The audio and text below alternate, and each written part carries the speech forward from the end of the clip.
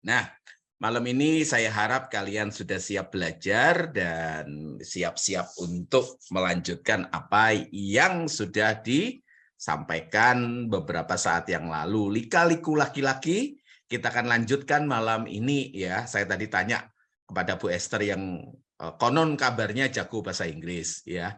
Ya, saya tanya tadi second hand love itu apa gitu loh. Kira-kira Yuni, kira-kira second hand love itu second hand love gitu loh ya. Kalau kita bicara mengenai second hand love itu ada di dalamnya ada kecemburuan. Kecemburuan karena siapa yang dia cintai sudah berpindah ke lain hati. Nah, itu sebenarnya second hand love. Jadi pada saat saya mencoba untuk merumuskan judulnya apa ini yang muncul di pikiran saya. Ini lanjutan dari Daud ya. Nah, permasalahan Bapak Ibu Saudara ya, di mimbar-mimbar gereja itu sering dikhotbahkan mengenai Raja Salomo, anak Daud ya, yang digambarkan sebagai orang paling kaya di bumi ini, orang paling pintar di bumi ini, paling banyak memiliki istri ya, dan paling berkuasa di bumi ini. Sebenarnya ada satu lagi dikatakan yang paling ganteng ya. Makanya orang-orang itu berkata apa, sampai ada berkata gini, pengen jadi Salomo. Pengen jadi Salomo kan buntut-buntutnya apa? Duit, berkat ya. Kalau istri karena orang Kristen hanya boleh satu, makanya wah sudahlah, enggak bisa gitu loh ya. Tetapi kan pengen kekayaan. Nah, ya dikatakan apa? Muda terkenal, tua kaya raya, dan mati masuk surga. Benarkah demikian Bapak Ibu Saudara? Kita lanjut ya. Bapak, Ibu, Saudara, kita mesti ngerti mengenai demografinya Yerusalem. Saya masih terus ya, saya katakan gini, kita itu sudah belajar 2 sesi mengenai Daud ya. Kalau kita mengenai Daud, kita langsung berpikir, sebelumnya kita berpikir yang luar biasa. Ternyata Daud itu anak yang terluka ya. Anak yang terluka sampai terjadi hal-hal yang mengerikan yang kita lihat akhirnya diteruskan oleh Salomo. Ya, kita ngelihat. Nah, kalau Bapak Ibu ngelihat yang di samping itu ada peta dari satelit mengenai keadaan Yerusalem. Kita mesti ngelihat dulu kota ini, so Bapak Ibu mesti ngerti ini dulu, baru saudara ngerti kenapa sampai Salomo berbuat seperti itu. Kenapa sampai Raja Daud seperti itu. Nah, ya di layar saja, saudara lihat aja di layar, saudara. Saya harap bisa ngerti ya. Yosua 15 ayat 63 ya. Orang Het, orang Yebus itu penting sekali, dan ini salah satu kunci pembuka dari misteri kenapa Raja Daud melakukan perbuatan nista itu ya. Jadi waktu Yosua, Kaleb dengan orang-orang Israel masuk tanah Kanaan, kejadiannya ini. Tapi orang Yebus, penduduk kota Yerusalem, tidak dapat dihalau oleh Bani Yehuda. Itu Bani Yehuda adalah Bani yang paling kuat, suku yang paling kuat. Jadi orang Yebus itu masih tetap diam, pada saat ini ditulis tentu ya, bersama-sama dengan Bani Yehuda di Yerusalem sampai sekarang. Jangan ngomong sampai sekarang, jangan ngomong sampai tahun 2023, pada saat kitab itu ditulis. Setelah Yosua ada hakim-hakim. Hakim-hakim 1:21. Mereka sudah tinggal sekian lama ya, sekian lama. Coba saudara, setelah sekian lama perkataannya seperti ini, tetapi orang Yebus penduduk kota Yerusalem tidak dihalau oleh Bani Benyamin. Jadi orang Yebus itu masih diam bersama-sama dengan Bani Benyamin di Yerusalem sampai sekarangnya sampai saat kitab Hakim-Hakim ditulis. Jadi ini jaraknya cukup jauh. Dan yang namanya suku Yebus, orang Het itu tidak pernah beralih dari Yerusalem. Nanti saya akan jelaskan posisi ini. Jadi saudara mesti ngelihat, oh ini toh penyebabnya ya. 2 Samuel 5 ayat 6. Lalu raja dengan orang-orangnya pergi ke Yerusalem menyerang orang Yebus ya. Kalau kita udah lihat 2 Samuel itu sudah pada zaman raja tentunya ya. Nah, dikatakan gini, penduduk negeri itu mereka berkata kepada Daud, ini musuhnya Daud loh. Musuh yang pertama Yehuda, musuh yang kedua Benyamin, ini musuh ketiganya ya. Pergi ke Yerusalem menyerang orang Yebus penduduk negeri itu, mereka berkata kepada Daud, berani mereka ya, karena mereka sudah beratus-ratus tahun tuh udah tinggal di situ. Engkau tidak sanggup masuk kemari karena sudah punya pengalaman. melawan Yehuda, melawan Benyamin, dan selama ratusan tahun tidak pernah mereka kalah orang Yebus ini ya. Malah berkatanya kurang ngajar gini, orang-orang buta dan orang-orang timpang akan mengenyahkan engkau. Artinya begini, yang paling lemah dari antara kami suku Yebus akan mengalahkan kamu. Maksud mereka Daud tidak sanggup masuk kemari. Jadi kita ngelihat orang Yebus ya, orang Het, orang Amori yang diam di Yerusalem itu begitu kuat yang namanya kekuasaannya mereka. Nah, setelah pembagian tanah Kanaan oleh Yosua dan Kaleb, Yerusalem tidak pernah dimiliki oleh satu suku. Jadi Yerusalem ini kota netral, Bapak Ibu Saudara ya. Jadi waktu dibagi-bagi semuanya kecuali Lewi tidak punya tanah. Nah, dibagi-bagi yang namanya Yerusalem ini memang tidak dimiliki oleh berbagai suku. Supaya kenapa? Nanti kita ngelihat. Saat Daud berkuasa ya, Saul waktu dia berkuasa dia tidak mikir ini. Tetapi ketika Daud berkuasa, ia merebut Yerusalem dari Yebus. Dia rebut, maksudnya yang direbut itu adalah kekuasaannya. Tapi orang Yebus dan orang Het itu tetap tinggal di situ dan memindahkan ibu kota ya, kerajaan dari Hebron menuju ke Yerusalem. Ada banyak hamba-hamba Tuhan sedang menghubung-hubungkan antara ya kejadian saat ini mengenai antikristus memindahkan dari mana? Dari Tel Aviv ke Yerusalem. Yang ini dihubungkan sama ini. Kenapa? Karena kalau sudah pindah berarti sebentar lagi bangun bait Allah ya. Nanti sajalah untuk hal seperti itu. Kita lanjutkan ya. Dan dikatakan apa? Dari Hebron ke Yerusalem. Ya, Daud menjadikan Yerusalem sebagai pusat kerajaan, pusat pemerintahan, dan satu lagi pusat keagamaan. Tapi Daud hanya mengumpulkan bahan-bahan untuk pembangunan bait suci kedua. Bait suci pertama, Bait suci pertama ya. Karena yang bangun bait suci pertama adalah Raja Salomo. Daud pula yang menjadikan Yerusalem sebagai kiblat doa. Jadi kalau kita mesti tahu ya bahwa yang namanya kiblat sebelum Islam menjalankan kiblat, kalau Islam kita lihat ada dalam sejarahnya ada pergantian kiblat ya. Tapi kalau orang Yahudi harus kiblatnya ke arah Yerusalem dan yang buat kiblat itu adalah Daud. Daud kemudian dilestarikan oleh Salomo dan kemudian pada saat bangsa itu dibuang, kita lihat catatan Daniel 3 kali dalam sehari berdoa menghadap yang namanya Yerusalem ya. Nah, setelah bait suci runtuh ya, bait suci runtuh tahun 70 mereka sudah tidak ada lagi punya bait suci. Nah, meskipun demikian kita melihat ya, Daud mengalami setelah dia menguasai Yerusalem, orang-orang Yebus, orang Het masih ada di situ. Ya, masih ada di situ ya. Walaupun sudah tidak ada kekuasaan, tetapi orang-orang Het ya, kita mesti tahu paham dasarnya ini. Ini sangat mengganggu pemerintahan Daud.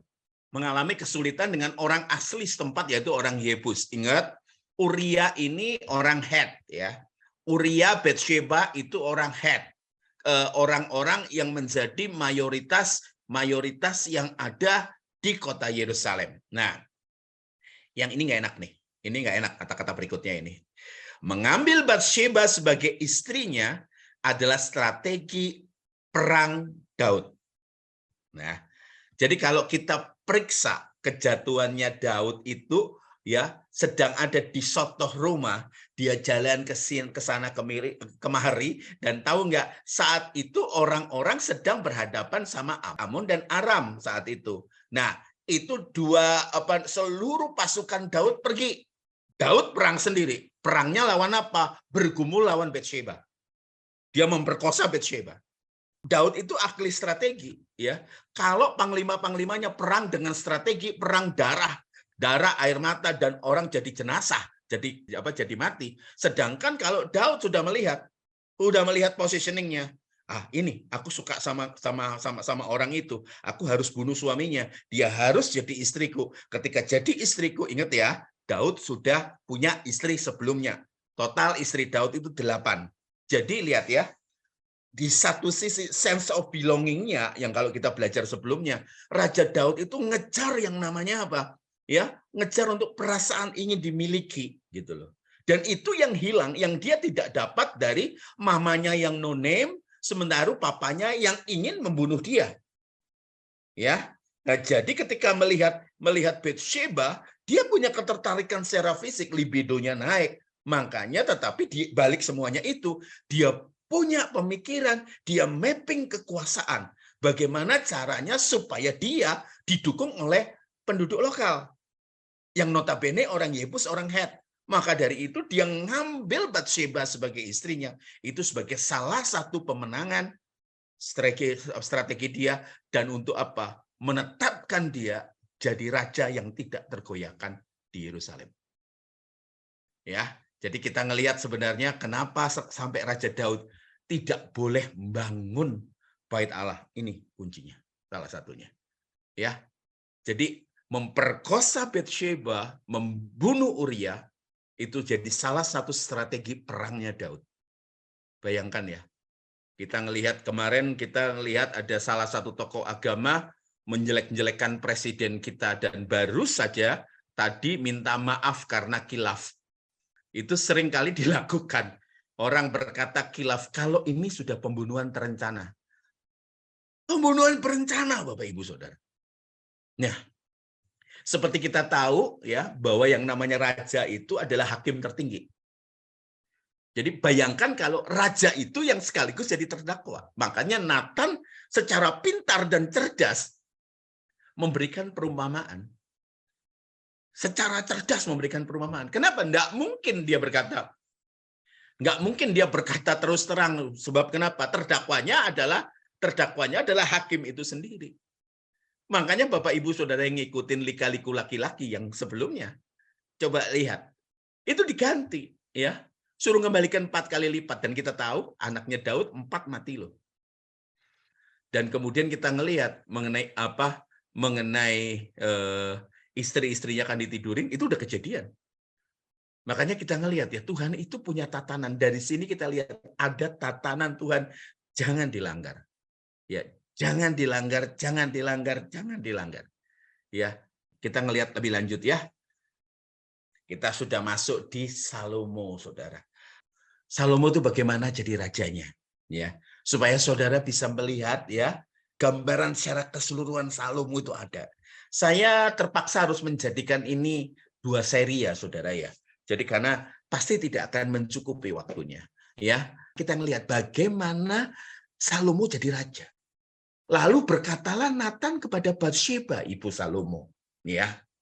Tidakkah engkau mendengar bahwa Adonia anak Hagit telah menjadi raja, sedangkan Tuhan kita Daud tidak mengetahuinya? Saat itu Daud sudah sangat tua, ya. Dan Daud itu selalu kedinginan, dan di kakinya itu ditaruh satu gadis untuk menghangatkan kakinya.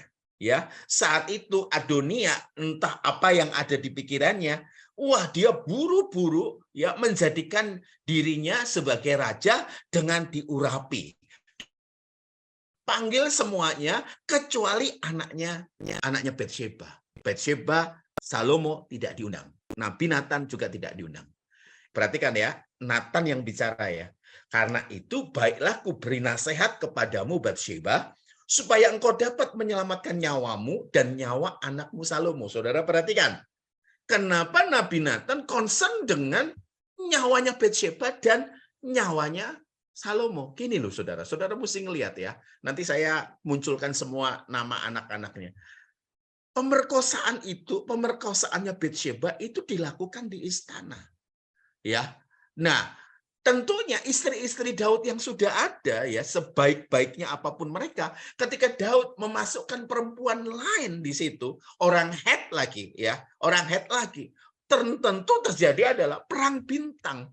Dan istri-istrinya Daud yang ketujuh itu pasti akan apa? Pasti akan nuduh Bathsheba sebagai pelakor. Dan yang namanya Salomo dikatakan apa? Ingat ya, saudaranya Salomo sebelum Salomo itu mati. Makanya Salomo selalu diintimidasi dari kecil. Makanya Salomo punya harta satu-satunya. Harta satu-satunya adalah mamanya yang namanya Bathsheba. Ya, intimidasi zaman itu kalau seseorang naik itu biasanya saudara yang lain dibunuh. Makanya dengerin Bapak Ibu Saudara, saya kok nggak yakin ya yang namanya Raja Daud ini akan terus punya cinta kasih dan sayang luar biasa pada Batsheba. Saudara, karena kita ngelihat ya, dia tertarik karena tubuhnya yang bagus ya, dia lihat saat mandi dan dia memang punya agenda politik. Jadi pada saat Nathan bicara itu, wah tentu yang namanya Batsheba itu langsung berpikir, wah iya benar. Nah, ini nasihatnya Nathan ya. Ayat yang ke-13, pergilah masuk menghadap Raja Daud. Nah, buat strategi lagi toh. Ya, tapi lihat ya. Makanya aduh sudah Saudara. Jangan berpikir yang macam-macam lah. Hiduplah lurus di hadapan Tuhan. Lihat banyak orang yang melakukan ini ya. Banyak orang melakukan strategi yang licik ya. Tapi kita lihat Nathan itu bicara. Pergilah masuk menghadap Raja Daud, ini strateginya. Dan katakan kepadanya, bukankah Tuhan sendiri ya Rajaku telah bersumpah kepada hambamu ini, anakmu Salomo akan menjadi raja sesudah aku, dan dialah yang akan duduk di atas tataku. Perhatikan, mengapakah sekarang Adonia menjadi raja? Padahal kalau di atas kertas Absalom mati, maka harusnya Adonia yang jadi raja. Nah, diatur loh Saudara. Jadi ini perkataan bukan perkataan Batsheba, tapi perkataan Nathan yang ditanamkan di mulutnya Batsheba. Ya, pertanyaannya di mana Salomo? Salomo bersembunyi di balik mamanya. Karena itu diduga itu anak satu-satunya dari Batsheba. Ya, yang pertama udah mati ya. Ini Salomo anak kedua. Ya, anak haramnya mati dan ini karena dikawin sah ya. Nah, kita ngelihat ya. Dan selagi engkau berbicara di sana dengan raja, aku pun akan masuk pula dan menyokong perkataanmu. Jadi sudah dibuat drama di baliknya, sehingga tinggal ditumpahkan. Jadi, masuklah Batsheba, masuk menghadap raja ke dalam kamarnya. Waktu itu raja sudah sangat tua, udah uzur ya. Dan Abisag, ini namanya, gadis Sunem itu melayani raja, yang biasa tidur di kakinya Daud. Nah, lalu Batsheba berlutut dan sujud menyembah kepada raja. Raja bertanya, lah ini biasa, kalau datang ke raja selalu minta, ada yang kau ingini? Lalu Batsheba itu berkata kepadanya, lah ini mengulang perkataannya Nathan, Tuanku sendiri telah bersumpah demi Tuhan, Allahmu kepada hambamu ini, anakmu Salomo akan menjadi raja sesudah aku dan ia akan duduk di atas takhtaku. Pertanyaannya, kalau kita belajar Alkitab, kapan yang namanya Raja Daud ya mengatakan sumpah atau berjanji di depan Batsheba, di depan Nathan, apalagi Bapak berjanji kepada Salomo untuk menjadikan Salomo raja? Jawabannya, tidak pernah. Tidak pernah. Gitu loh Saudara. Makanya ini plot yang luar biasa. Saudara lihat ya. Plot ini hampir sama seperti kejadian mamanya Yakub ya memperlakukan Yakub dengan Esau menipu ya Pak, menipu siapa? Menipu ayahnya. Betul ya Saudara? Hampir sama gitu loh.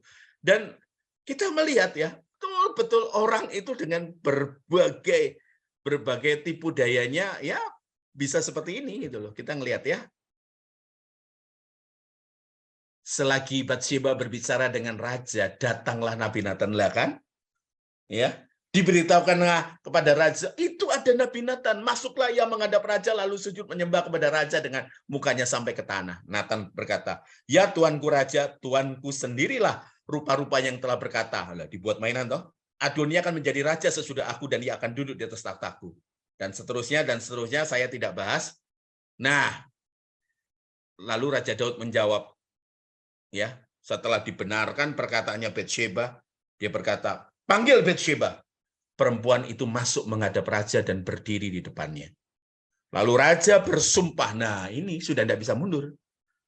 Jadi apa yang direncanakan oleh Nathan, ya Nathan nabi Tuhan tentu punya pertimbangan, tetapi caranya dong ya. Kita lihat caranya, bagaimana cara itu mesti cara yang bukan saja baik, tetapi kalau kita belajar kebenaran kita harus pakai cara yang benar. Ya. Nah, lalu raja bersumpah dan berkata, demi Tuhan yang hidup, demi Yahweh ya, yang hidup, yang telah membebaskan nyawaku dari segala kesesakan. Ini tulus Raja Daud ngomong. pada hari ini aku akan melaksanakan apa yang kujanjikan kepadamu. Sayangnya, janji itu tidak pernah ada. Demi Tuhan Allah Israel, dengan sumpah ini. Nah, nyengir yang namanya Nathan. Nyengir yang namanya Batsheba. Saya yakin yang namanya Salomo nggak ada di sini. Ya, dengan sumpah ini, anakmu Salomo akan menjadi raja sesudah aku. Dan dialah yang akan duduk di atas takhtaku menggantikan aku. Itulah sebabnya yang namanya Salomo itu fragile, mudah pecah. Ya, saya ini punya draft pemikiran mengenai buat satu buku, Satu Istana Dua Cinta. Salomo ini dalam hidupnya, walaupun dia punya istri banyak, dia hanya punya 2 cinta. Cinta perempuan itu hanya ada 2 dia. Satu cinta pada Batsheba, mamanya, pelindungnya. Saya malah ketika mempelajari ini, saya ngomong gini, dia punya papa, ya, Salomo ini punya papa, tetapi sebenarnya kehidupannya seperti tidak punya papa. Seperti tidak punya papa. Ya, ini seperti mamanya tuh single parents ya. Single parents membesarkan Salomo yang sementara dia tinggal di istana, dia ngalami bulian luar biasa. Dan tentunya ya yang lain yang ya apa namanya istri-istri Daud yang lain juga memperlakukan yang sama. Dan jangan lupa ya, ada gundik-gundik yang cukup banyak. Gundik yang ditinggalkan di istana waktu serangan Absalom itu ada 10. Lalu Batsheba berlutut dengan mukanya sampai ke tanah. Ini sebenarnya pengangkatan Salomo jadi raja itu perlindungan abadi buat pribadi Salomo ataupun pribadinya Batsheba. Sudah tidak ada lagi orang yang akan menyerang mereka. Hidup Tuanku Raja Daud untuk selama-lamanya. Nah, jadi gini kita mesti ngelihat. Salomo naik jadi raja Israel karena kesepakatan antara Nabi Nathan dan Batsheba, ibu Salomo. Jadi bukan urut kacang itu Adonia, sorry. 1 Raja-Raja 1 ayat 6. Selama hidup Adonia, ayahnya belum pernah menegur dia dengan ucapan. Kita perhatikan. Mengapa engkau berbuat begitu? Ia pun sangat elok perawakannya dan dia adalah anak pertama sesudah Absalom. Maksudnya Bapak Michael Sony belum pernah menegur. Orang Adonia ini tidak pernah buat salah sama papanya. Tidak pernah buat salah. Dan seperti Absalom, ini lambang kemegahannya Daud. Secara fisik tentunya ya. Pinter dia pun elok perawakannya. Dan dia adalah anak pertama sesudah Absalom. Absalom kan akhirnya mati. Bayangkan, kalau kita ngelihat, ya berarti ada pengakuan di dalam Alkitab. Siapa Adonia itu? Bahwa orang ini make sure orangnya baik, ya karena nggak buat salah. Ya, nggak buat salah. Salahnya itu hanya satu, terburu-buru untuk jadi raja. Ya, sedangkan kita lihat Salomo itu naik jadi raja karena kesepakatan antara Nabi Nathan dan Batsheba. Mengapa sampai Nabi Nathan berbicara ini kepada Batsheba? 1 Raja-Raja 1 ayat 12. Karena itu baiklah aku beri nasihat kepadamu supaya engkau dapat menyelamatkan nyawamu dan nyawa anakmu Salomo. Kenapa? Ya karena gini, di atas kertas saudara. Kalau Adonia naik, mati Salomo. Kenapa? Karena dari kecil ya. Ini istri yang tidak diharapkan, istilahnya. Istri yang tidak diharapkan diterima di antara sekumpulan istri-istrinya Daud. Kasihan banget nih. Dan yang namanya Salomo itu anak yang tidak diharapkan duduk bersama-sama dengan seluruh anak-anak Daud. Lonely. Stigmanya Batsheba, suaminya mati, dan setelah, saya tidak tahu lagi Daud berburu berapa banyak perempuan lagi.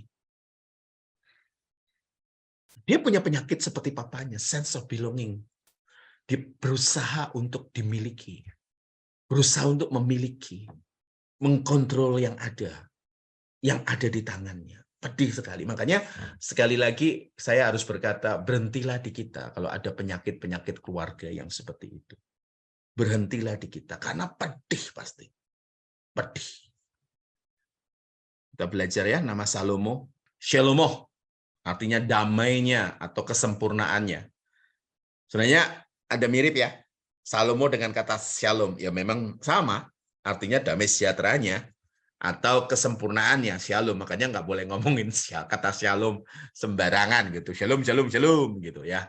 Berarti diharapkan oleh Raja Daud bahwa kelahirannya Salomo itu dia membawa shalom, membawa damai. Jadi ada alasan di balik pemberian nama Salomo. Ya, nama ini diharapkan oleh Daud sebagai tanda perdamaian antara Daud dengan Allah.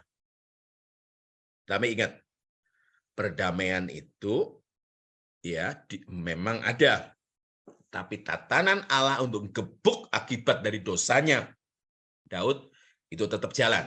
Ya, nama ini menjadi tanda perdamaian antara Daud dengan Allah. Ingat bahwa Daud pernah berdosa terhadap Yahweh karena memperkosa Batsheba dan membunuh Uria. Oleh karenanya anak pertama mereka mati sebagai hukuman atas dosa itu. Maka anak kedua ini menjadi tanda pengampunan dan pendamaian dari Allah. Kita tahu bahwa Salomo, raja ketiga Israel, dia lihat aja, lihat pemerintahnya saudara. Pemerintahnya itu nggak lama loh sebenarnya. Ya, 971 sampai 931 sebelum Masehi.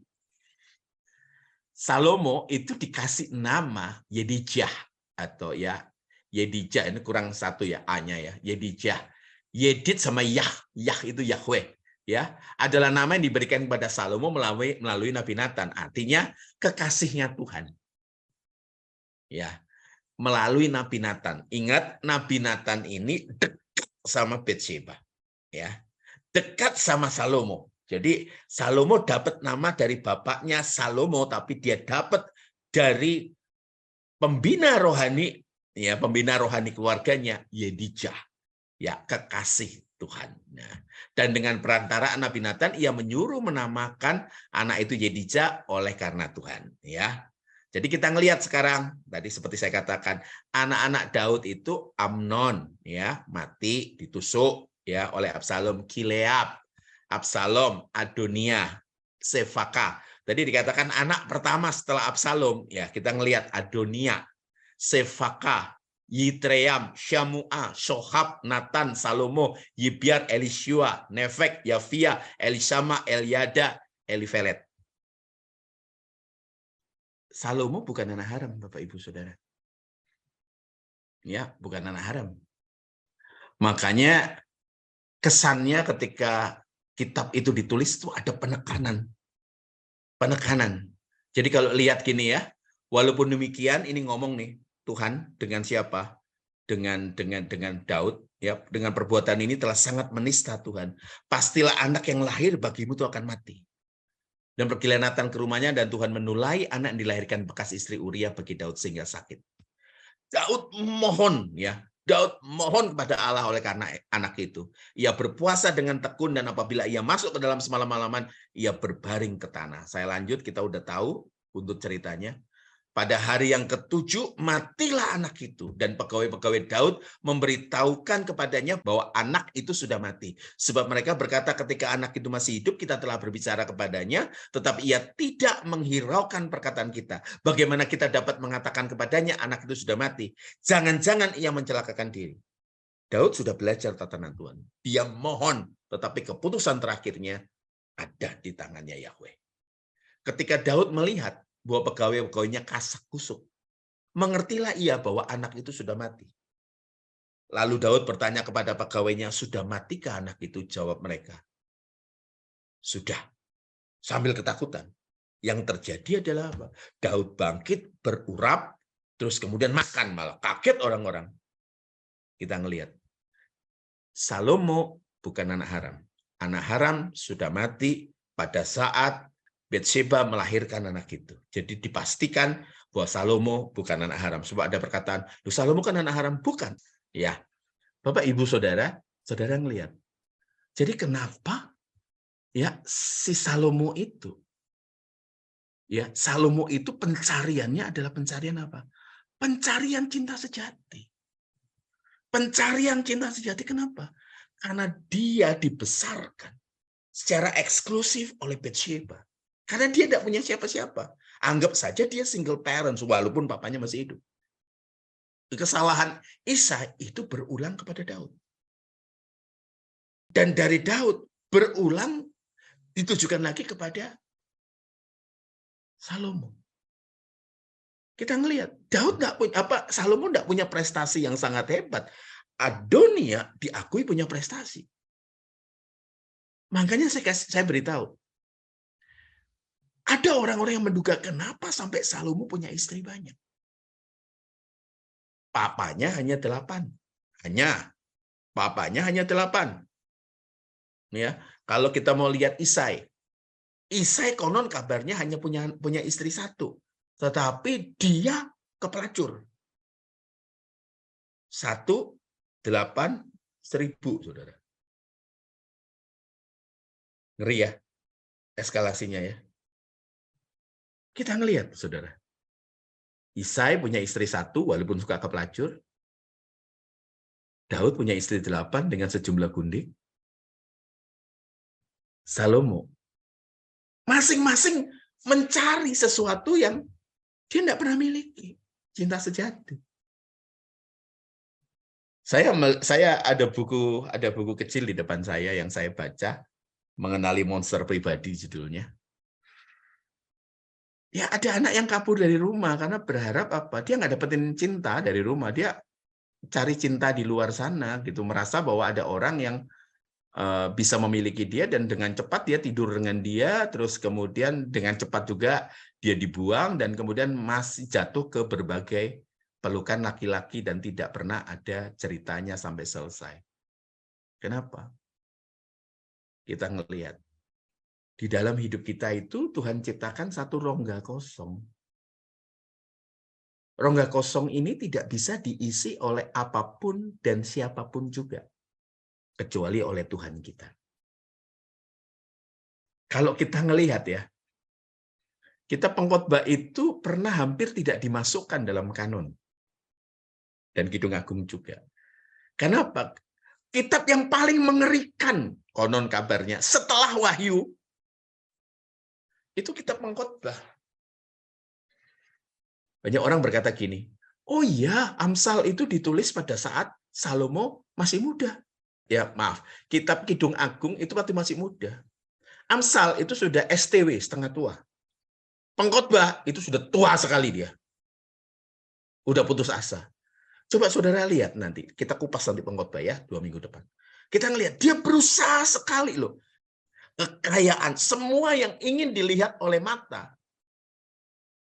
Semua yang bisa dimiliki. Setahunnya dia dapat 666 talenta. Saya ngitung tadi itu, saya ngitung dalam setahun, ya nggak tahu, dalam setahun. Dalam setahun itu total pendapatannya Salomo semasa hidupnya dia itu 905, 760, hampir 1 juta kilo, saudara. 1 juta kilo itu berapa harganya, Sam? Harga emas. Bayangkan. Tapi dia tidak dapatkan kepuasannya. Sampai akhirnya dia jatuh ke perempuan-perempuan. Saya baca beberapa komentari. Jadi saya tidak hanya baca satu komentari, saudara. Saya baca satu komentari dan saya tertarik dengan bahasan satu komentari. Membahas Salomo itu menarik sekali. Dikatakan gini, yang namanya Salomo itu bukan orang bodoh. Oh, dia paling berhikmat. Tetapi masalahnya begini, dia kan bisa mengalahkan bangsa-bangsa tanpa menikahi gadis-gadis dari kerajaan. Salomo bukan orang bodoh.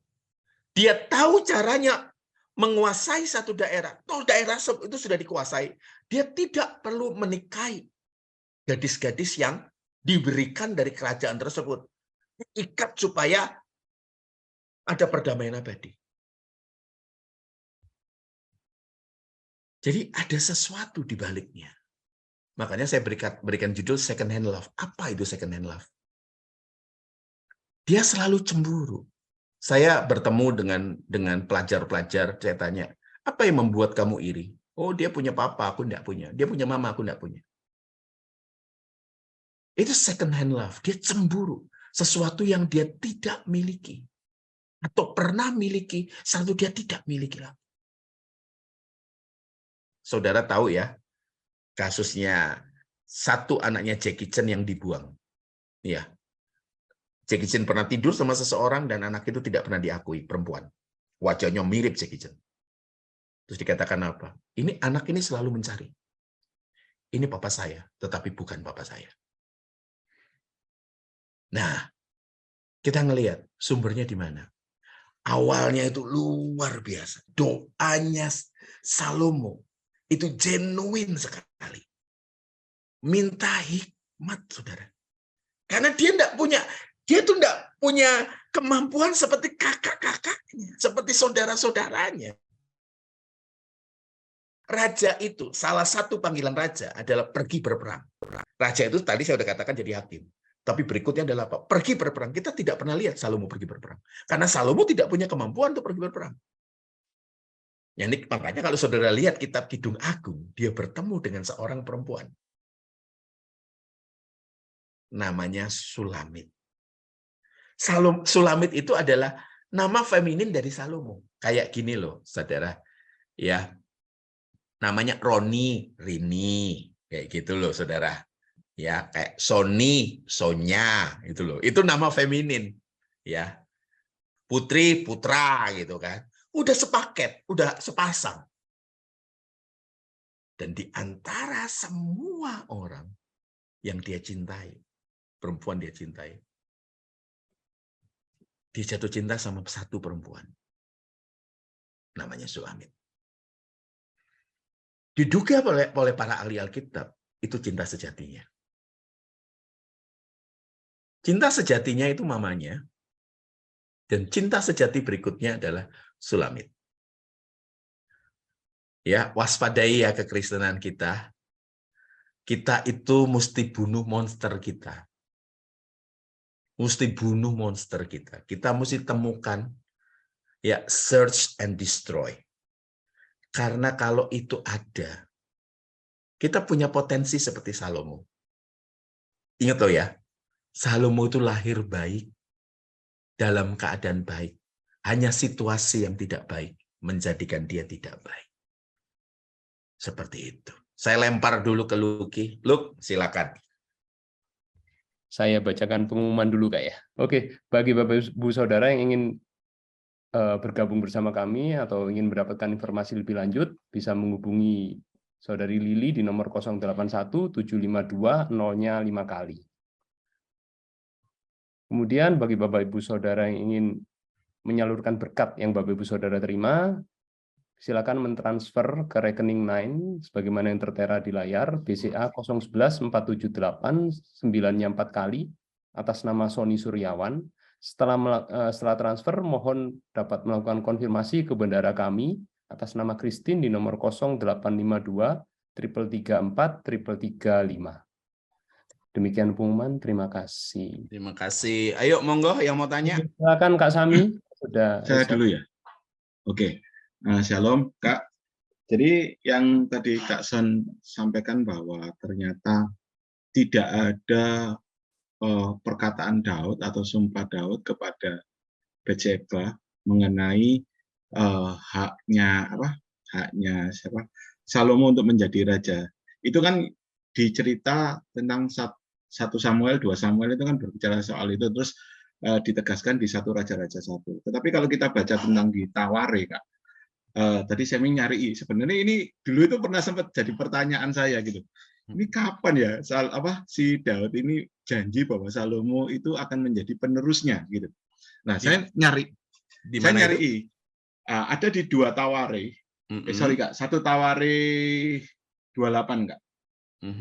Itu adalah pesan terakhir dari Daud kepada Salomo. Dan kalau konteksnya pesan terakhir itu, kalau dilihat ini kan cara ngomongnya Daud itu bukan cara ngomong sebagai orang yang tadi dikatakan di 1 Raja-Raja sudah usur dan sebagainya. 1 Taware 28 ya, ayat 2. Saya bacakan Kak. Lalu berdirilah Raja Daud dan berkata, dengarlah hai saudara-saudaraku dan bangsaku. Aku bermaksud hendak mendirikan rumah perhentian untuk tabut perjanjian Tuhan. Ini artinya kan dia sedang mempersiapkan, tidak mungkin dia posisinya sudah tua, Kak.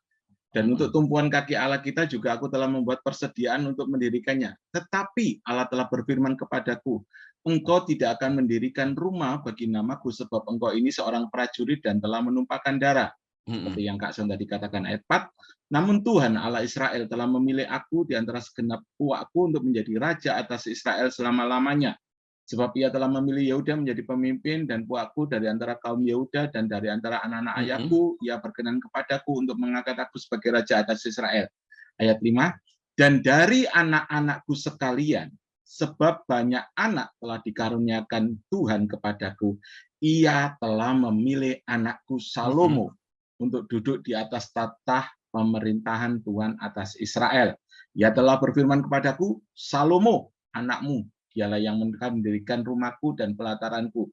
Sebab aku telah memilih dia menjadi anakku dan aku akan menjadi bapaknya. Artinya kan Salomo ini sudah dipilih Tuhan sebagai pewaris dari Daud itu sendiri, Kak. Kalau lihat bahwa seorang raja lah yang akan menentukan arah kerajaannya mau bangun apa, itu kan kelihatan banget kalau di cerita di 1 Taware ini menyatakan bahwa memang Salomo lah yang akan menjadi penerus dari Raja Daud. Kak. Itu gimana, Kak? Kalau itu bisa dilihat dari 2 rentang waktu bisa, Sam. Tetapi saya akan bahas 2 minggu depan ya pertanyaannya Semi ya. Ya. Apakah ini memang berbeda tahun ya, Kak? Ya? Antara 1 Taware sama yang 1 Samuel atau 1 Raja-Raja itu, Kak? Wah, ini menarik napas panjang ya. Bahkan ada yang ditambahkan, Sam. Oke, Kak. Tapi kenapa? Karena memang ada ditambahkan untuk menegaskan, untuk lebih mengokohkan lagi loh. Inilah memang yang luar biasa gitu loh. Jadi melebih-lebihkan sesuatu yang harusnya udah cukup gitu loh. Oke, Kak. Ya. Thank you, Sam. Ya. Tadi Marta juga tanya. Ya, Bu Sabrina. Shalom, maaf Pak, tidak bisa on kamera saya. Ya. Saya cari tapi nggak sempat. Itu kan waktu Adonia sendiri mengesahkan ketika dia meminta bertemu dengan Betseba, meminta perempuan Abisak itu ya. Abisak, ya, itu setelahnya ya. Iya. Adonia itu ngomong begini kan sama Betseba, seharusnya aku yang menjadi raja. Tetapi Salomo mendapatnya karena dari Tuhan. Nah gitu Pak. Itu kan ada kata-katanya Adonia seperti itu. Jadi itu kan dia minta supaya Abisak itu diberikan kepadanya menjadi istri Pak. Iya. Itu. Jadi waktu dia ketemu dengan Betseba itu dia sempat mengungkit itu, mengingat bahwa seharusnya aku yang jadi raja. Tetapi Salomo mendapatnya dari Tuhan gitu. Ya sebenarnya intinya pertanyaan itu sama dengan yang ditanyakan Sami tadi. Meskipun Raja Daud tidak menjanjikan, tidak ada janji, tetapi janji itu langsung dari Tuhan ya. Nah, begitu mungkin dia lupa ya, kayak mungkin Raja Daud lupa karena dia sudah tua kali. Saya bacakan ya. 1 Raja-Raja 2 ya, ayat 13. Pada suatu hari Adonia anak Hagit masuk menghadap Betsheba ibu Salomo ya. Setelah Salomo duduk di atas tahta tentunya ya. Masuk pada Betsheba ibu Salomo, lalu perempuan itu berkata, apakah engkau datang dengan maksud damai? Nah kan sudah langsung berjaga-jaga. Jawabnya, iya damai. Kemudian katanya, ada sesuatu yang hendak kukatakan kepadamu. Jawab perempuan itu, katakanlah. Lalu katanya, engkau sendiri tahu bahwa akulah yang berhak atas kedudukan raja, itu benar. Dan bahwa seluruh Israel mengharapkan supaya aku menjadi raja, itu benar. Tetapi sebaliknya kedudukan raja jatuh kepada adikku, sebab dari Tuhanlah ia mendapatkannya. Nah, ya itu Pak. Ini itu opini dari Adonia. Kenapa? Karena saat itu pengukuhan Salomo menjadi raja dikukuhkan oleh siapa? Wakil Tuhan. Nathan. Nah, jadi dia ngambil kesimpulan kalau itu dari Tuhan. Kenapa? Karena Nathan sudah angkat bicara. Yang tadi Semi sampaikan itu tidak ada unsur Nathan, tidak ada unsur Nabi Tuhan di situ. Makanya saya cari lagi. Itu 2 minggu depan. Seperti itu. Terima kasih Bu Sabrina. Maaf ya Pak Sony. Iya. Tapi kalau kita lihat itu seperti yang Pak Sony sampaikan tadi kan, Adonia itu kan kakaknya Salomo. Iya. Iya. Berarti dia lebih tua ya dari Salomo. Betul. Pastinya Salomo juga mungkin tidak begitu dekat dengan Raja Daud dan sebagainya. Apakah Adonia itu tidak mendengar langsung ketika kalau di dalam 1 Tawarik 22 itu ya, di situ disampaikan kisah ini bagaimana Raja Daud mempersiapkan pembangunan Bait Allah itu. Nah, kalau yang tadi yang dibaca sama Pak Sami itu pesan akhir Daud. Ya kan, pesan akhir Daud. Tetapi kalau di dalam 22 itu persiapan Raja Daud membangun Bait Allah. Jadi ketika di situ Raja Daud sudah mengingatkan, memberitahukan bahwa Salomo yang akan menggantikan dia menjadi raja. Jadi rasanya tidak datang daripada asumsi karena Nabi Nathan yang sudah mengatakan itu kayaknya. Kalau dikatakan gini, siapapun yang akan melanjutkan jadi raja, itulah yang akan mendirikan bangunan Bait Allah. Pasti. Kita berbedanya di sini, dalam penulisan Alkitab, ini sudah terjadi dulu, baru ditulis, atau waktu itu sedang terjadi ditulis. Peristiwa di Alkitab itu, ya contohnya lah kitab Kejadian. Ya tidak serta-merta, kita tuh beda dengan kepercayaan yang lain ya, yang semuanya dituliskan. Ya, kalau kita ini dituliskan oleh orang-orang yang diilhami oleh Roh. Nah, itu kadang-kala sudah terjadi sekian lama, baru ditulis ulang.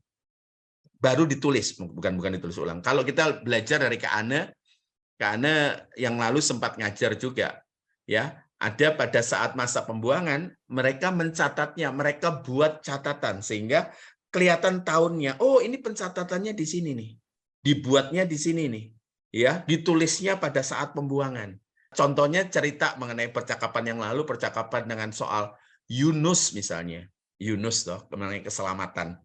Contohnya gitu. Ini ditulis kenapa? Karena pada saat itu Ezra sedang giat-giatnya untuk apa? Untuk menyatakan kemurnian penyembahan kepada Yahweh. Itu mengenai kitab Yunus. Nanti saya akan buktikan lewat timeline aja. Lewat timeline penulisannya Tawarik sama penulisannya satu raja-raja itu saya akan buktikannya dari situ dan dalam kondisi apa sebenarnya. Tapi saya sendiri tidak begitu yakin apakah Raja Daud pada saat itu masih gagah gitu loh, masih gagah. Karena kenapa? Tidak sih buat saya. Daud itu tidak langsung bicara, hanya karena ini ditulis setelah zamannya, setelah itu ditulis lagi dan mengatakan, oh ini loh ada estafet dari Raja Daud kepada Salomo. Hanya di situ aja sih. Oke Pak, jadi berarti kasusnya sama ya juga seperti Pak Sami karena kami membacanya dari kitab yang sama. Jadi mungkin ya karena ya Kak Ana pernah itu ngajarin kalau Tawarik itu ditulis ketika di kemungkinan ketika di pembuangan. Ya terima kasih Pak Suni, nanti ditunggu Terima ya. kasih. Semangat. Tuhan Ya berkati. semangat. Kayaknya sebelum semi, Luke, Marta tuh Ya, tadi tanya tuh. Ya, Marta silakan. Ya, shalom Kak Son. Shalom. Ya, terima kasih tadi. Terima kasih untuk penjelasannya malam ini. Tadi pertanyaan saya sih juga hampir sama dengan Kak Semi. Terus sudah ini juga dijawab ditambahkan Kak Semi untuk yang 1 Tawarik 28 ayat 2. Tadi sih saya sempat mikir gini, kalau semisal 1 Tawarik ini ditulisnya setelah raja-raja, nah berarti perkataannya Nabi Nathan itu atas dasar apa atau motifnya apa? Apakah kedekatan hubungan Nabi Nathan dengan Batsheba dan anaknya Salomo, atau mungkin ada tanda kutip ada motif politik lain seperti itu. Saya mau menanyakan itu sih, kalau memang yang disampaikan Kak Sony tadi ada ininya ya Kak ya. Katakan 1 Tawarik itu ditulis belakangan. Jadi kan tadi Kak Sony di awal kan bilangnya Nabi Nathan ada kayak akal-akalan nih, seperti yang pernah terjadi dulu antara Yakub dengan ibunya kan gitu, Ribka. Nah seperti itu. Kali ini juga terjadi Nabi Nathan dengan Batsheba, menyuruh Batsheba. Nah itu saya ingin tahu sih motifnya apa. Itu sih Kak. Tapi kalau memang yang disampaikan Kak Semi tadi 1 Tawarik 28 ayat 2 itu tadi memang jadi dasarnya Nabi Nathan mengatakan itu, berarti ya nggak ada motif lain kan gitu, karena memang Nabi Nathan adalah seorang nabi yang diutus untuk katakan melindungi atau memperkuat Salomo seperti itu. Terus yang kedua Kak, tadi saya memang ada judulnya di perikop tindakan-tindakan Salomo untuk mengukuhkan tahtanya. 1 Raja-Raja 2 mulai ayat 13 itu yaitu dia membunuh Adonia kan. Serem sekali. Saya ingat kan minggu lalu yang sempat disampaikan Kak Ana ya Kak, yang 4 korban itu tadi kan, apa yang disampaikan saat Nabi Nathan menegur atau menghakimi dosanya Daud itu kan memang 4 domba itu kan ya 4 keturunannya Daud, termasuk yang terakhir kan anaknya Adonia kan itu Kak, itu kan dibunuh lewat tangan Salomo. Nah itu apakah selain mengokohkan tahtanya Salomo, apakah ada ini Kak ya, apa maksudnya mengandung akibat, atau seperti yang Daud kan menumpahkan darah Uria, lah itu kan dicatat Tuhan sebagai menumpahkan darah. Nah ini apakah Salomo juga membunuh Adonia, itu apakah ada catatan hitam dosanya Salomo seperti itu? Itu sih Nah, Kak. yang kedua untuk catatan hitam tunggu 2 minggu lagi ya. Itu soalnya nanti buka udah nggak tertarik lagi 2 minggu depan kalau buka. Ya. Tetapi unik loh. Ya tadi dikatakan gini loh. Yang saya tertarik, Marta bilang sebenarnya jangan berpikir kalau hubungan antara Nathan sama Bathsheba itu hubungan khusus, enggak ya, sama sekali enggak. Karena Nathan berpikir baik ya, Nathan berpikir baik karena Nathan itu sangat dekat kepada Daud sehingga dia sendiri kan berani negur Daud dan sudah sama-sama tua sebenarnya. Sudah sama-sama tua dan idealisnya Nathan itu ada, siapa jadi penerusnya. Sebaik-baiknya Adonia, di mata Nathan itu lebih baik Salomo. Gitu loh, lebih baik Salomo. Jadi ada pertimbangan pribadi kalau buat saya. Nah, seperti itu. Makanya hal ini dikatakan kenapa sampai terjadi ya kalau bahasa Indonesia sehari-hari zaman dulu kong kali kong. Nah, tahu gak? Look kong kali kongnya di situ. Makanya deep down inside itu Salomo itu empty. Karena hartanya itu 2 minggu depan ya. Hartanya itu hanya siapa? Bathsheba dan Sulamit. Nah, makanya ada orang katakan apa, ketika dua-duanya mati, limbung dia. Ya, preview sedikit sampai dia jatuh cinta kepada harus kawin sama putri Firaun. Dengerin, kalau kawin sama putri Firaun aja enggak jadi masalah. Tetapi membangunkan istana itu sampai apa? Di luar tembok, memang harus di luar tembok, ya. Dan itu istana yang penuh pemujaan. Bayangkan, setelah hampir 500 tahun keluar dari Mesir, mereka ketemu Mesir lagi di Kanaan. Karena Salomo, dewa-dewanya dibuktikan dengan tulah, dihancurkan. Dia dibuktikan tidak berkuasa, dihancurkan dengan kuasa Tuhan. Ya, itu ketemu lagi. Gara-gara Salomo. Dia bukan hanya ngimpor cewek. Ini cewek impor tuh, saudara. Ya, setelah itu adalah apa? Bangun tempat ini, bangun bangun kekejian di sana. Yang jadi masalah ketika saya baca kebenaran firman Tuhan yang apa? Kamu kawin sama suku-suku itu oke, jangan sama Firaun, jangan sama putri Firaun. Tuhan sanggup jaga kerajaan ini, enggak perlu bersekutu dengan iblis. Sampai ngomong gitu loh. Kamu tuh enggak kurangan cewek dah, gitu loh sampai. Ini jadi pelajaran buat kita ya. Udah cinta, udah kalap semuanya pengen dimiliki, akhirnya ya sudah siapa saja.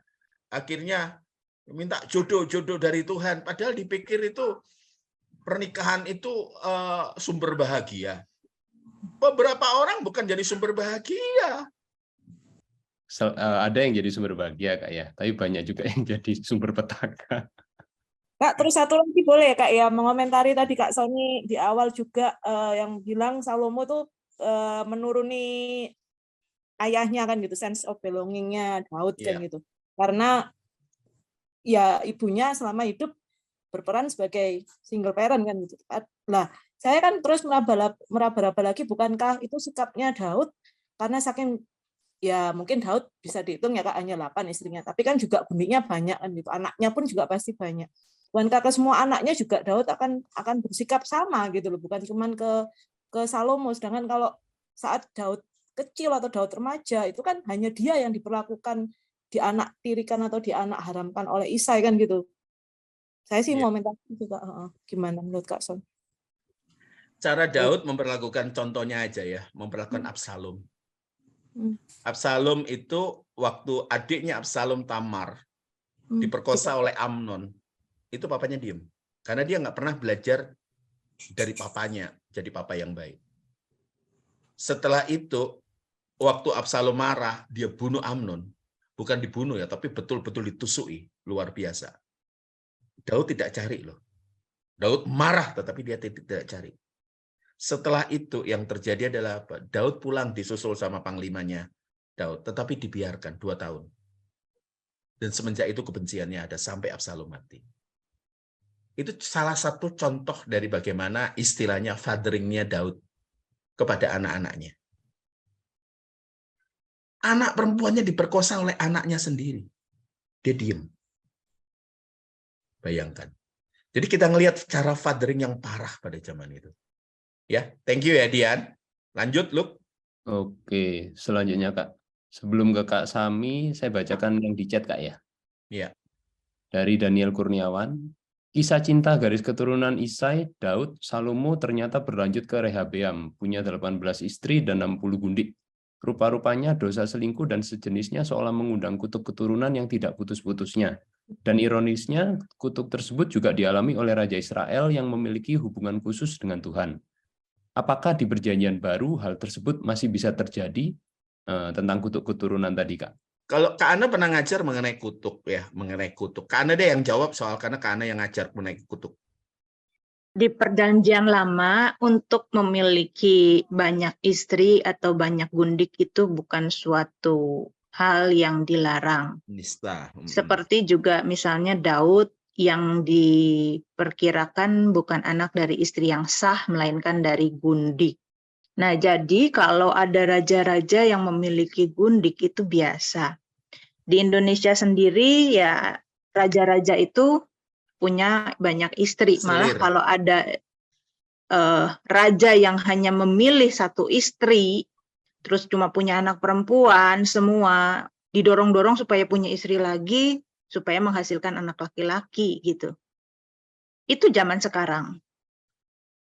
Apalagi zaman dulu ya. Jadi di Perjanjian Lama itu bukan suatu perselingkuhan. Karena yang namanya berzina menurut Perjanjian Lama adalah kalau dia tidur dengan istri sesamanya. Jadi kalau dia tidur dengan perempuan yang belum punya suami itu bukan dosa perzinahan. Tapi yang dianggap perzina yang harus dibunuh adalah ketika dia tidur dengan istri sesamanya seperti Daud dengan istrinya Uria. Itu dianggap dosa besar karena dia mengambil milik orang lain. Jadi kalau dikatakan itu kutuk keturunan bukan, karena itu gaya hidup raja-raja Perjanjian Lama. Terima kasih Kak Ana. Jadi kalau kita ngelihat, hanya kita mesti ngelihat anomalinya. Dari 8 ya ke Salomo tiba-tiba ribuan kan? Alasannya banyak orang, oh itu kan pernikahan politik. Dikatakan pernikahan politik. Betul, tetapi kalau kita pakai cara Tuhan, pernikahan politik adalah orang itu ikut kita, tetapi Salomo diatur oleh istri-istrinya untuk ikut penyembahan yang lain. Itu berbeda. Mengerti ya? Jadinya ya. Thank you. Lanjut, Luk. Yang kedua, Kak. Seandainya Tuhan Yesus hidup di masa hidup Raja Daud, apakah bisa Raja Daud mengalami inner healing seperti halnya perempuan Samaria di Yohanes 4? Waduh, itu inner healing yang paling inner healing yang tanpa teriak-teriak, tanpa nangis-nangis ya. Karena kalau katanya inner healing itu kesembuhan luka batin kan biasanya pakai jerit-jerit lah, pakai nangis-nangis lah ya. Kalau ini saya rasa bisa ya. Tetapi kalau saya sih ngelihat ya Tuhan itu selalu bekerja di hati nurani. Ya, di hati nurani. Daud itu sendiri sudah kepukul keras pada saat dia menjelang kematiannya. Sebelum menjelang kematiannya ketika dia ditolak untuk membangun bait suci itu saja sudah luka batinnya. Karena kenapa? Dia ingin beri yang terbaik. Kalau kita ngelihat Mazmur Daud, itu indah-indah semuanya. Makanya kita ngelihat berbeda ya. Kita lihat ya, di Mazmur itu ada 2 nyanyian Salomo. Berbeda loh isinya. gregetnya itu berbeda dengan apa yang Raja Daud lakukan. Makanya nggak salah kalau Tuhan ngomong, sungguh hatinya melekat kepadaku. Itu betul loh.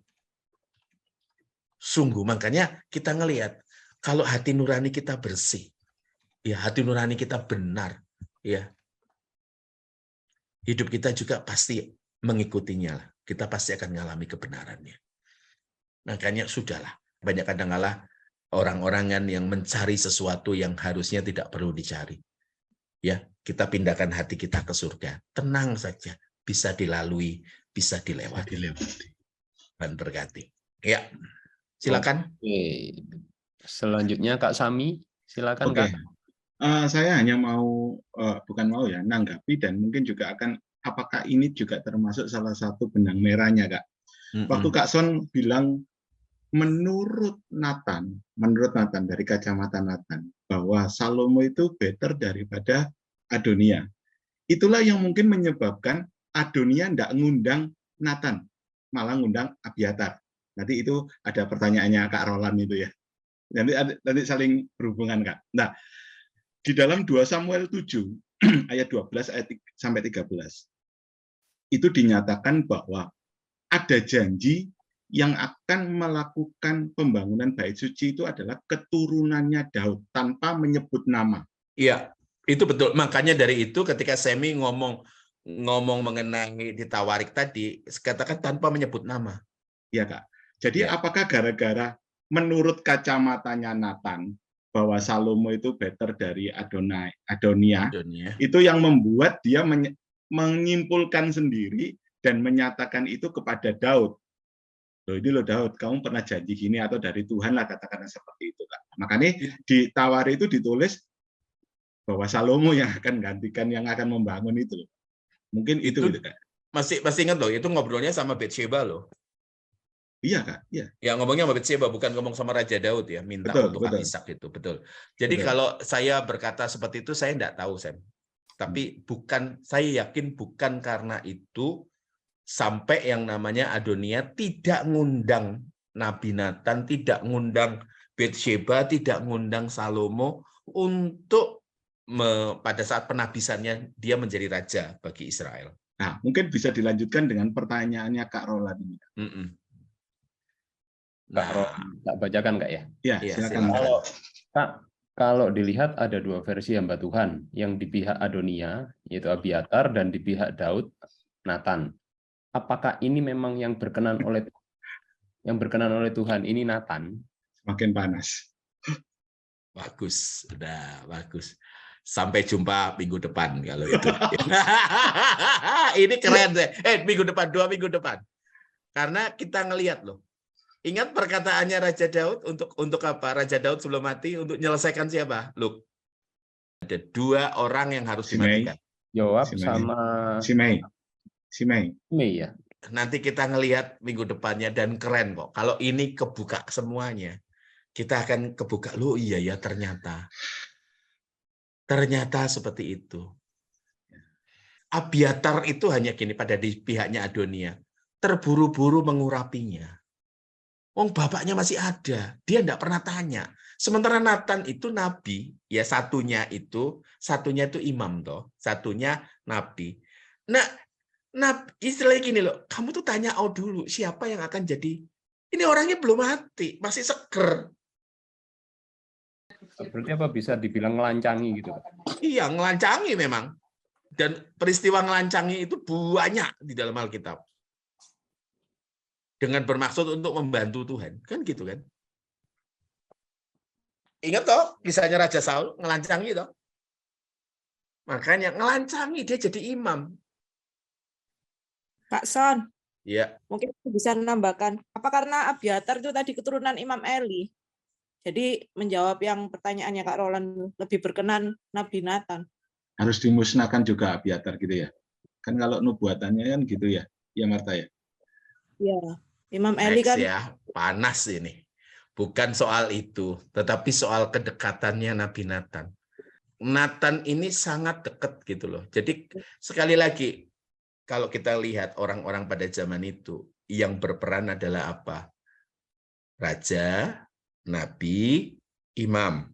Ya. Raja, nabi, imam, dan itu lingkarannya. Dan kita ngelihat tugas-tugas itu harus dilakukan. Nah, tapi masalahnya selalu koordinasi. Ini nggak koordinasi, langsung. Hasilnya apa? Ya ruwet akhirnya. Ya, silakan Kak Ronald. Kak Son mau tanya nih, kan tadi di penjelasan tentang Bathsheba dengan Nathan tuh kan mereka adain konspirasi nih. Ceritanya tuh hampir, nah tadi Kak Son bilang gitu, sama ceritanya kayak di zamannya Esau dan Yakub itu, Yakub sama hampir juga sama. konspirasi itu. Pertanyaan saya simpel banget nih sebenarnya. Tuhan tuh kok biarin itu gitu loh. Seperti itu pertanyaan saya, kayak gitu aja Kak. Itu pertanyaan keren yang dari ini. Kenapa ya Ronald Tuhan biarin si ular itu menggoda Hawa? Nah, ini kan pertanyaan dibalas pertanyaan. Kenapa sampai ular itu menggoda dan diam saja? Waktu Kain membunuh Habil, hatinya panas. Hanya diingetin saja. Tapi Tuhan tuh tidak ngirim sepasukan malaikat. Saya barusan dengar satu lagu. Tuhan menjagamu, akan mengirim ribuan malaikat untuk menjagamu, dalam lagu dalam bahasa Inggris. Saya kaget itu dengar lagu itu. Saya jadi ngomong gini, loh, pada saat Kain mau bunuh Habil, itu nggak dikirim sepasukan malaikat untuk menjaga, megangi tangannya Kain untuk tidak ngepruk kepalanya? Betul nggak? Kalau andai kata ular itu dibabat habis sama Mikael, dan Kain dipegangi untuk tidak bunuh, suruh ayo damai, damai, damai. Si Daud yang lagi nafsu besar langsung mendatangkan malaikat, kamu salah, langsung diam, udah nggak ada drama. Makanya pilihan hidup kita lah yang menentukan kita ini dekat kepada Tuhan atau tidak. Itu indah. Thank you Kak Son. Thank you. Jadi selamat berjuang. Oh, Silakan Lu. Oke, selanjutnya Bu Sabrina lagi yang sudah resign. Silakan Bu Sabrina. Oke. Pak Sony, saya mau nanya ini, mungkin Kak Ane yang bisa jawab. Kitab Samuel itu ditulis sebelum atau sesudah pembuangan itu? Iya, karena kalau sebelum ya, nah itu saya jadi bingung dengan yang Pak Sony Timeline. sampaikan. Ya, saya sedikit jadi bingung ketika Pak Sony yang tadi disampaikan siapa ya, Roland ya. Dia sebenarnya itu juga pertanyaan saya soal konspirasi antara Nathan dan Bathsheba itu ya. Tapi kalau misalkan kitab Samuel ini ditulis sebelum pembuangan, dalam pemikiran saya apa yang dilakukan Nathan itu mungkin mengingatkan Raja Daud bahwa Tuhan sudah pesan ya seperti ini. Sekarang ada orang yang sedang potong jalan ya, kalau bahasa Malaysia potong jalan rencana Tuhan. Jadi kamu tidak mungkin, karena Daud sudah tua, mungkin tujuan Nathan itu mengingatkan ya, karena di dalam 2 Samuel pasal 7 ayat 12-13 itu di sana sudah dikatakan ketika Daud itu berencana mau membangun bait suci, bait Allah itu, Tuhan bicara sama Nathan, kasih tahu Daud bahwa bukan dia yang akan membangun tetapi anaknya yang akan membangun. Jadi kita tahu bahwa yang membangun bait suci itu Salomo, meskipun tidak ada disebut nama ya di situ. Tapi yang kita semua tahu yang membangun itu ialah Salomo. Jadi cuma itu Pak Sony, jadi pertanyaan saya, apakah kitab Samuel itu sebelum atau sesudah pembuangan? Karena itu pasti akan mengubah jalur ceritanya ya. Ya, itu saja Pak Sony. Saya mau tulis di chat, silakan baca. Kalau ngerti ini, maka nggak akan ada pertanyaan-pertanyaan tadi. Nih ya, jadi Daud itu jadi raja tahun 1010 sampai 970 sebelum Masehi. Pembuangan ke Babel itu tahun 586 sebelum Masehi. Pertanyaan Bu Sabrina, kitab 1 Samuel itu ditulis tahun 925 sebelum Masehi. Kitab 1 Raja-Raja ditulis 560 sampai 550 sebelum Masehi, diperkirakan oleh Nabi Yeremia. Nabi Yeremia, kita kalau dalam pembacaan kitab kita sampai Nabi Yeremia ya. Nabi Yeremia adalah nabi yang diutus Tuhan atau dipanggil Tuhan ketika kondisi orang Israel itu sedang dalam pembuangan. Nah, ketika orang Israel sedang dalam pembuangan, Nabi Yeremia itu menyerukan kenapa mereka itu, ya ada pesan teologisnya ya, kalau kitab Yeremia ya. Kenapa mereka dibuang gitu ya, kenapa mereka menderita, maka ditulislah kitab Raja-Raja. Ini loh yang terjadi, sejarahnya kalian tuh seperti ini. Nah, itu ditulis 500 tahun setelah semuanya itu terjadi. Tentu ada sejarahnya di situ. Tapi juga ada pesan teologisnya di situ. Ada pesan politiknya juga di situ. Misalnya kalau kita lihat kitab Raja-Raja dan Tawari itu sangat mendiskreditkan orang kerajaan utara. Ya, karena itu kerajaan utara, orang Samaria itu nggak mau menerima kitab Raja-Raja, kitab Tawari itu sebagai kitab suci. Kitabnya mereka tuh hanya sampai Yosua. Nah, karena kitab-kitab setelah itu tuh sangat mendiskreditkan suku-suku di utara, 10 suku di utara. Nah, jadi kalau kita lihat penulisan kitab suci pun ada sisi politisnya. Oke, saya percaya ya bahwa kalau ada yang protes, oh namanya ini Alkitab firman Allah. Oke, itu firman Allah. Firman Allah ini memang diilhamkan Roh Kudus, tetapi bukan didiktekan seperti kitab agama lain ya. Karena ada sisi manusianya juga di situ. Dan banyak kesalahan-kesalahan terjadi. Kesalahan-kesalahan sejarah itu bisa terjadi di situ. Manusia bisa lupa gitu ya. Tetapi yang tidak bersalah itu dalam firman Allah apanya? Pesannya yang tidak salah. Pesan teologisnya yang tidak salah. Nah, ketika Yeremia menulis kisah yang 500 tahun yang lalu terjadi, 50 tahun yang lalu aja terjadi, kita udah lupa ya, lupa-lupa detailnya aja hilang-hilang ya. Kejadian misalnya Super Semar lah, G30 SPKI lah, atau Indonesia Merdeka, kan ada banyak yang terluput gitu kan. Nah, tapi Yeremia ingin memberikan pesan teologisnya, kenapa sampai mereka itu dibuang. Maka diceritakanlah semuanya. Sejarahnya, asal mulanya bagaimana. Nah, itu sudah terjadi. Itu semua sudah terjadi 500 tahun kemudian. Nah, maka kita harus ngerti. Kalau misalnya kita memperdebatkan, kenapa Salomo yang jadi raja? Ya karena sudah jadi raja. Dan mereka, orang Israel punya pola pikir bahwa yang jadi raja itu yang dipilih Tuhan. Maka si Nabi Yeremia menuliskan begitu. Ya, Salomo dipilih Tuhan gitu loh. Ya, kalau misalnya tadi, Adonian ini sama Abiatar, dan Adonian jadi raja. Kalau saat itu Adonian jadi raja, mungkin ceritanya akan berbeda yang ditulis gitu. Ya, jadi ini semua sudah terjadi dan dituliskan 500 tahun kemudian. Nah, soal misalnya Adonia didukung Abiatar, oke, memang di kitab Samuel ada ditulis bahwa anak-anak Imam Eli itu tidak akan tidak akan menjabat imam lagi gitu. Nah, oke, misalnya ada pesan teologisnya kan di situ. Ini nubuatan ini terjadi misalnya, itu pesan teologisnya. Ya. Makanya sama Tuhan tuh jangan kurang ajar kayak Imam Eli. Ya, makanya anak-anaknya itu dihabisi semua, nggak ada lagi yang menjabat sebagai imam besar, Tuhan nggak berkenan gitu misalnya. Tetapi juga di situ ada sisi Abiatarnya yang mendukung Adonia. Si bapaknya belum mati dia udah mau jadi raja kok, kan kayak Absalom, kurang ajar gitu, bapaknya belum mati dia udah mau jadi raja gitu. Kalau kita lihat di kitab Raja-Raja kan semua raja itu meninggal barulah anaknya jadi raja. Nggak ada yang kayak Absalom atau Adonia gitu. Nah, kitab Tawari ditulis 100 tahun kemudian setelah kitab Raja-Raja ditulis, dan kitab Tawari ini ditulis oleh Ezra. Makanya Ezra itu kan sangat-sangat ini ya, mau membangkitkan lagi Yudaisme, Yahudi atau kerajaan Yehuda gitu ya, atau suku bangsa Yehuda, bukan kerajaan Yehuda, suku bangsa Yehuda. Menarik garis secara keras. Nah, karena itu di dalam kitab Tawarikh tidak ada cerita tentang kerajaan-kerajaan Israel gitu ya. Itulah sebabnya kenapa kita nggak perlu memperdebatkan, oh ini kok dinubuatkan kapan sama Tuhan? Ini dipilih sama Tuhan atau bukan?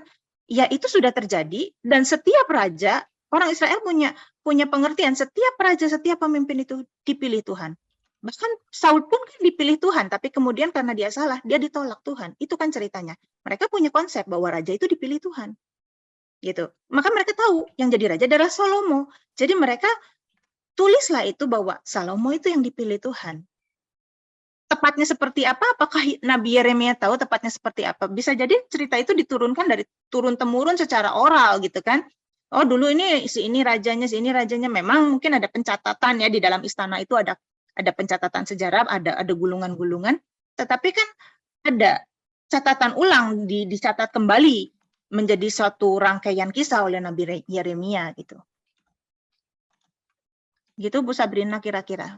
Terima kasih Kak Ane. Nah, udah jelas Terima ya. kasih. Ya, Jadi terima sudah terima kasih.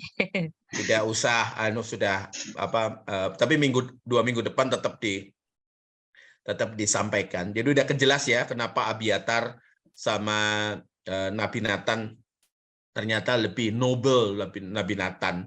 Karena Abiatar ini orang-orang rajanya belum mati kok sudah mengurapi raja berikutnya. Itu kan kurang ajar di satu sisi di situ. Sehingga si Nathan sendiri walaupun Daud belum mati, tapi dia atas perintah raja disuruhlah persiapan untuk mengurapi Salomo untuk menjadi raja.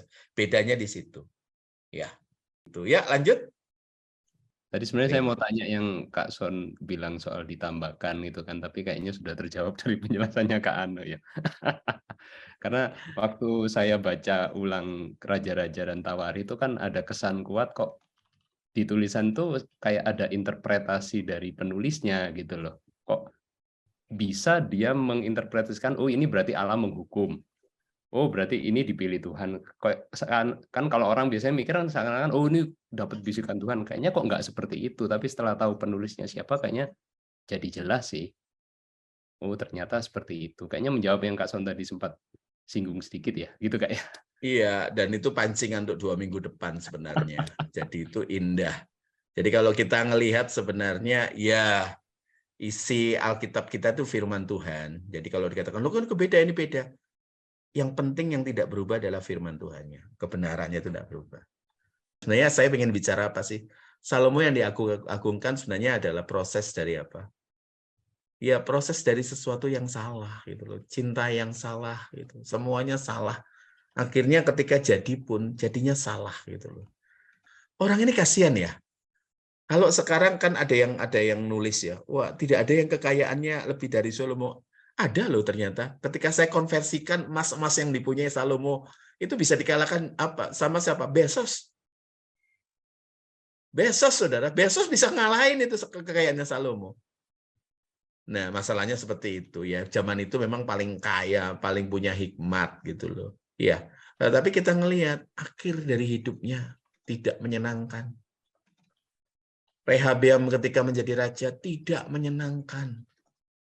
Kebayang, seperti ada satu benang yang putus ya, ada satu rangkaian yang putus dari Salomo ke anaknya. Ada sesuatu yang putus. Coba perhatikan.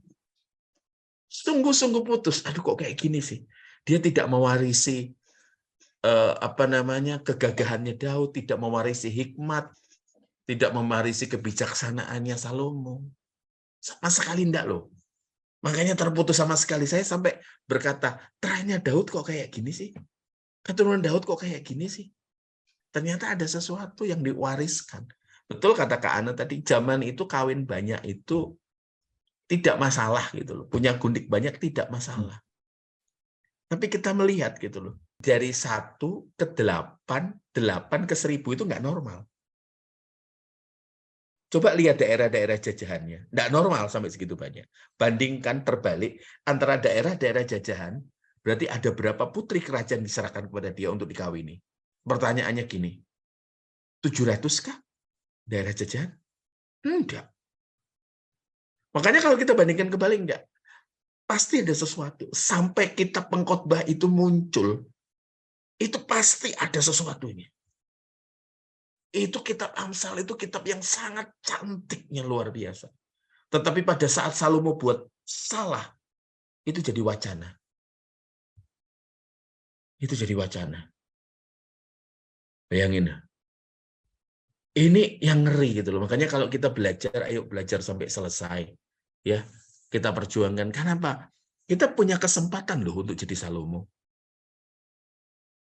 Kata firman Tuhan jelas, Matius 7 ayat 22. Mereka bernubuat, ngusir setan dan melakukan mujizat. Aduh, mereka buat khot tiap hari. Ini kalau bisa bilang Salomo itu buat quote yang jadi kitab Amsal. Ayo, berapa ayat kitab Amsal itu? Hebat sekali. Ini ada komen deh sebelum saya tutup. Ya, ada komen dari Kak Yuni. Balik lagi ya, Kak. Bijaksana tanpa memaafkan masa lalu, jadinya gak bakal hidup benar dalam Tuhan. Di Salomo gak benar dalam Tuhan ya, Kak? Ya, itulah yang terjadi ya. Dia awal-awalnya benar ya, awal-awalnya benar. Dari apa sih sebenarnya? Dari nothing. Salomo itu ketika jadi raja gitu, dia enggak punya apa-apa. Kalau nih saya tanya, Lucky, kalau kamu jadi presiden Indonesia. Lucky, kalau Kristen yang benar, kamu akan teriak sama Tuhan, Tuhan, gimana caranya? Kan gitu kan?